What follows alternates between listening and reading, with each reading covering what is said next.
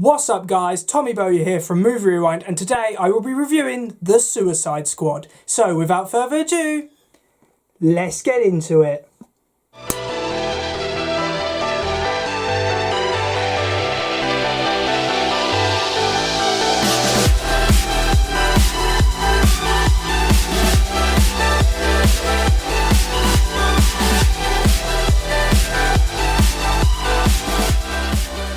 The Suicide Squad was released in 2021. It was directed by James Gunn and is technically a sequel to Suicide Squad, even though I would refer to this as a soft reboot because it is very different in terms of style and story. I don't really think that you need to watch Suicide Squad in order to watch The Suicide Squad.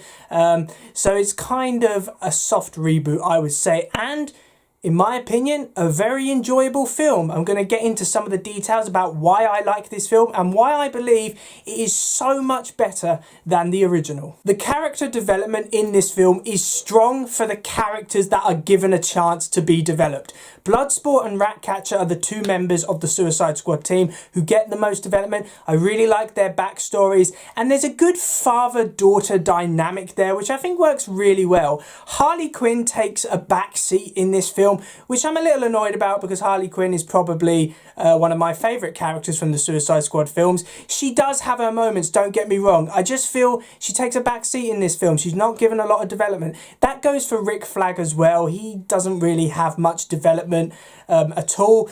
Other members of the Suicide Squad team who are new, such as Peacemaker and Polka Dot Man, they're okay. They don't really have any development. They're basically there to offer witty one-liners, which is great, even though I would have liked to see more development done to the actual team. So overall, I would give character development a 7 out of 10 because it's good for some characters, but it could have been better for others. Idris Elba is the best actor in this film, and you can tell he is having the time of his life. He is invested in this 100%, and my God, does it pay off in his performance, because Bloodsport is one of the best characters in this film. Daniela Melchoir, I really hope I'm pronouncing that name correctly, is also great as Ratcatcher because she gets a lot of screen time and time to develop her character. You can see her go through a lot of different emotions and play very different roles, so she's a great actor and works well as Ratcatcher. All of the other actors involved in this film are really great. Margot Robbie as Harley Quinn. No one else could play that role. She is born to play that role, and she's still fantastic in it, even though she takes a bit of a backseat during this film. Joel Kinnaman as Rick Flag, I preferred him in this film. I think he gets a lot more screen time, and he's also quite funny in this film, which he weren't in the original Suicide Squad. So he's greatly expanded. John Cena, I thought he'd be shit in this film. He weren't. He was actually a surprisingly good actor. I found him very funny, and he's obviously very invested in the role, so well done there. And also, probably the main actor I'd like to give credit for, Viola Davis as Amanda Waller. She is fantastic. Such a despicable villain.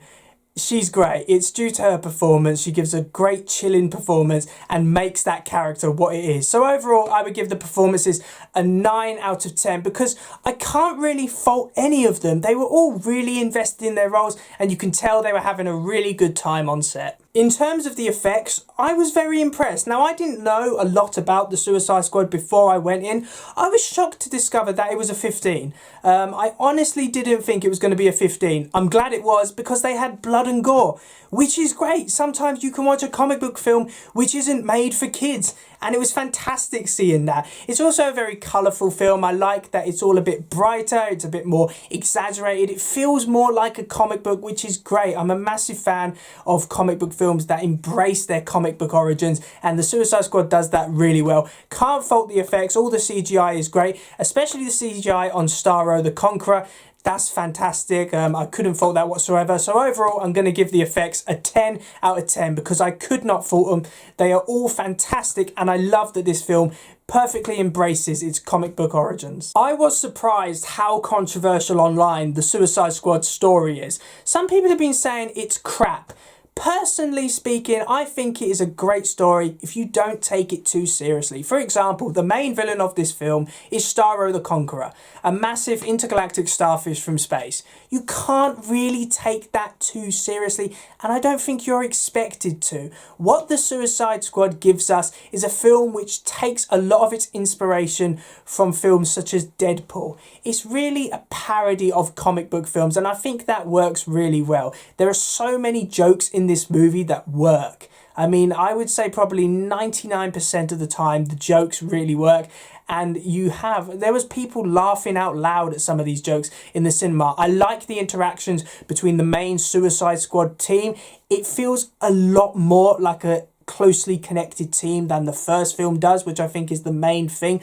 And let's be honest, none of these guys want to be there. They are criminals, so when you see them doing something which looks a bit dodgy, it's because they are criminals. They're being forced to complete this mission by Amanda Waller, so of course sometimes they're going to go off track and commit criminal deeds. I don't think there's a problem with it. I actually found it pretty funny.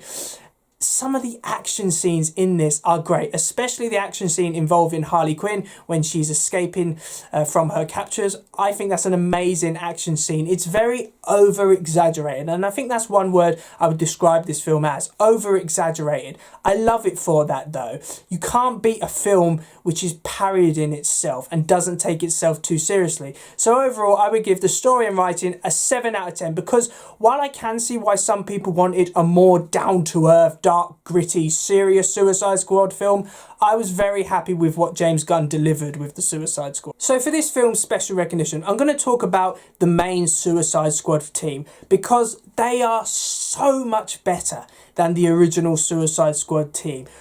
There's a lot of rivalry there, especially between Bloodsport and Peacemaker, which I think is really, really funny. Every member of the team feels like they have a purpose, and none of them get more attention than any other one, which I think is great. Also, this film has a habit of just killing off important characters, even though you're like, oh my god, they just killed him like that. There was no massive emotional build-up. They just killed him like that. The opening of this film is fantastic. Basically, I'm not going to give too much away, but they send in a group of Suicide Squad, and the majority of them get killed, and that's before the credits have even started rolling.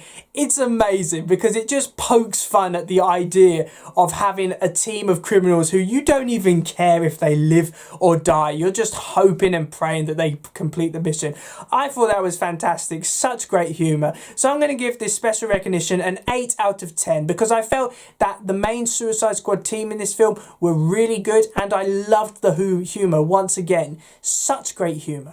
The Suicide Squad is a fun, engaging and action-packed film with strong performances and many, many, many comedic moments which will have you laughing out loud. In my opinion, The Suicide Squad will go down as a very underrated film, and that is why I'm giving it a well-deserved 41 out of 50, which gives it a grade 2 ranking. Honestly, I did not know what to expect going in to see The Suicide Squad. All I will say is thank you, Disney, for firing James Gunn for a little while, because it was because of that he was able to direct The Suicide Squad, and in my opinion, he did a fantastic job. So thanks for watching, guys. I really do hope you liked my review of The Suicide Squad. Please remember to like, comment and subscribe in order to receive great and maybe even improved quality content in the future. I'm sorry if I appear sunburned. It's because I've been out of the house all day without sun cream on, so yeah, don't be an idiot like me. Please remember to wear sun cream, otherwise you'll end up with a red face like this, which is not good, I will tell you of that. Of course, I am releasing 3 videos this week. I finally have a week off of work, so I've decided to release 3 videos instead of 1. The other 2 videos released will be released on Wednesday and Friday, so I hope you look forward to them, and I will see you in another one. See ya!